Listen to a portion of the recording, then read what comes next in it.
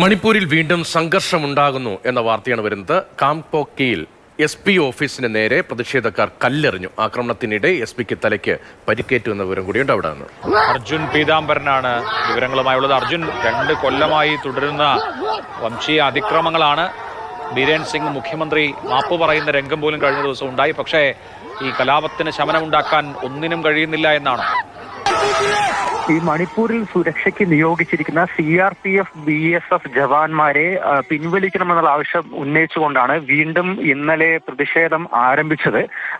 Police സ്റ്റേഷനെ ആദ്യം പൂട്ടിയിട്ട് പ്രതിഷേധിക്കാൻ വേണ്ടിയിട്ടായിരുന്നു ശ്രമിച്ചത്. പക്ഷേ ആ ശ്രമം പരാജയപ്പെട്ടതോടുകൂടിയാണ് കല്ലേറും അതുപോലെ തന്നെ പെട്രോൾ ബോംബും പോലീസ് സ്റ്റേഷൻ ഈ കാങ്പോക്കി SP ഓഫീസിനടക്കം നേരെ ഉണ്ടായത്.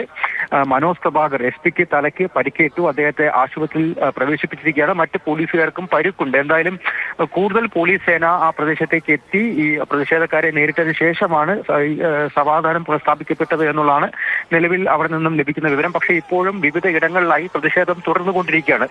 അവിടെ അസം റൈഫിൾസിനെയും അതുപോലെ തന്നെ കരസേനയും മാത്രം നിയോഗിച്ചാൽ മതി, BSFനെയും CRPFനെയും എത്രയും പെട്ടെന്ന് പിൻവലിക്കാനുള്ള കാര്യം ആവശ്യപ്പെട്ട് കുട്ടി സംഘടനകളാണ് വലിയ രീതിയിൽ ഇപ്പോഴും പ്രതിഷേധവുമായി മുന്നോട്ട് പോയിക്കൊണ്ടിരിക്കുന്നത്. ഇപ്പോഴും മണിപ്പൂരിൽ പ്രത്യേകിച്ചും കാങ്പോക്കിയിലടക്കം സംഘർഷ സാധ്യത നിലനിൽക്കുന്നുണ്ട്.